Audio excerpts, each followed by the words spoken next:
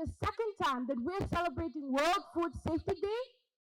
Well, it started in 2021. 1 in 10 people are affected by foodborne diseases.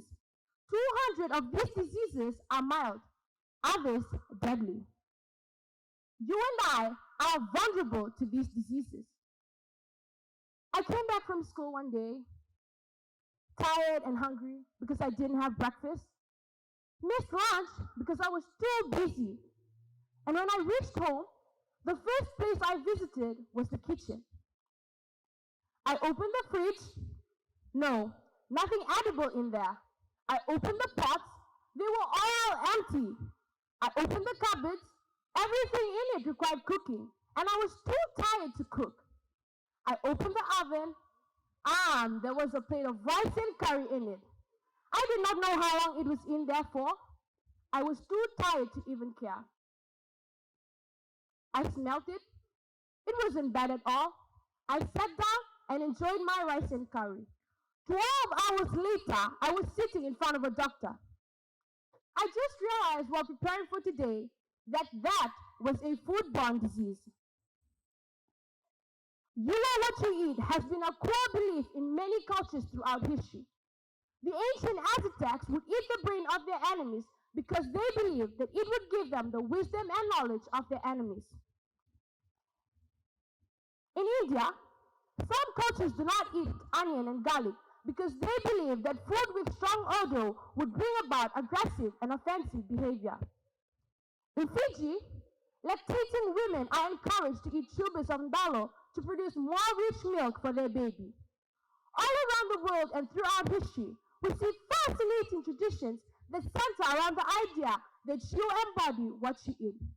Today, many of these mythical beliefs have faded away, but there is still much validity in the phrase, you are what you eat. If you eat unhealthy foods, you'll feel unhealthy. If you eat healthy foods, you'll feel healthy. Unsafe food is one of the leading factors to increasing death rates. Therefore, it is vital to take a step in improving food safety in our homes, domestic markets, and at a global level. Non-communicable diseases in Fiji is on the rise.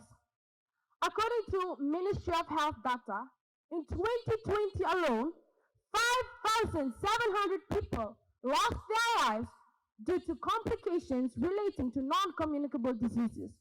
Wow! Isn't this alarming?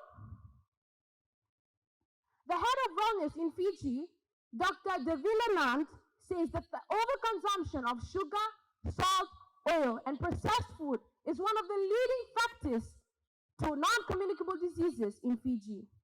And it's a shame to note that these unhealthy options fill consumer shopping baskets when Fiji has so many fresh fruits, vegetables, and other nutritious options. Look at this apple. Imagine you are hungry and someone gives it to you. Is it safe to eat? Think about the people who handled this apple before it reached you. The spokesperson who shelved them in the supermarket. The many people who looked through the shelves, choosing what to take home. The people who packed the apples before they were sold. The people who picked the apples when they were ready. The farmers who pruned, fertilized, and put chemicals for the pests.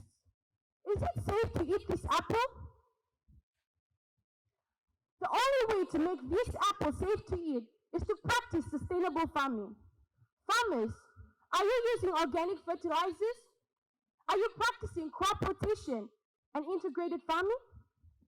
In Fiji, there are 13 organic licenses, and guess what they're used for? 1. Virgin oil. 2. Kava. 3. Spices. 4. Noni. And 5. Beef. Do we consume this every day? No. Now think about this. Imagine you were invited to 2 homes. The first home, the vegetables were washed before they were cooked. The second home, the vegetables were not washed before they were cooked. Which home would you prefer to have dinner in? The elaboration of food safety is vital in order to minimize foodborne diseases.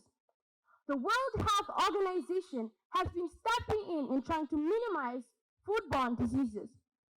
FAO is working with WHO under Codex to ensure fair trade practices and protect consumers.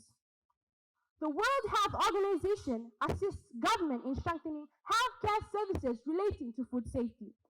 World Health Organization also promotes improved nutrition, sanitation, and other aspects of environmental hygiene. WHO also develops international standards for food safety and assists in developing informed public opinion among all people on method of food safety. Even though World Health Organization has been involved for 5 decades, it still faces challenges. Traditional methods of food safety have not been effective. However, World Health Organization is trying to combat foodborne diseases through their goal through the first strengthening surveillance system for foodborne diseases. The close monitoring of food data and outbreaks will minimize risks and impacts of future outbreaks. 2. Improving risk assessment. Analysis of risk is a foundation for the reduction of microbial risk along the entire food chain. 3. Developing methods for accessing the safety of products of new technology. World Health Organization will continue to work to try to minimize the risk of getting ill from food derived from biotechnology. 4. Enhancing the scientific and public health role of World Health Organization. World Health Organization believes that the establishment of global health standards will protect people from foodborne diseases. 5. Enhancing risk communication and advocacy. World Health Organization believes everyone deserves a say in this issue. 6. Improving international and national cooperation. Such cooperation will ensure food safety is a priority for all countries to minimize foodborne diseases in the food chain. And lastly, strengthening capacity building in developing countries. The World Health Organization is working with member countries to come up with ways to minimize risk of foodborne diseases and also to establish innovative solutions.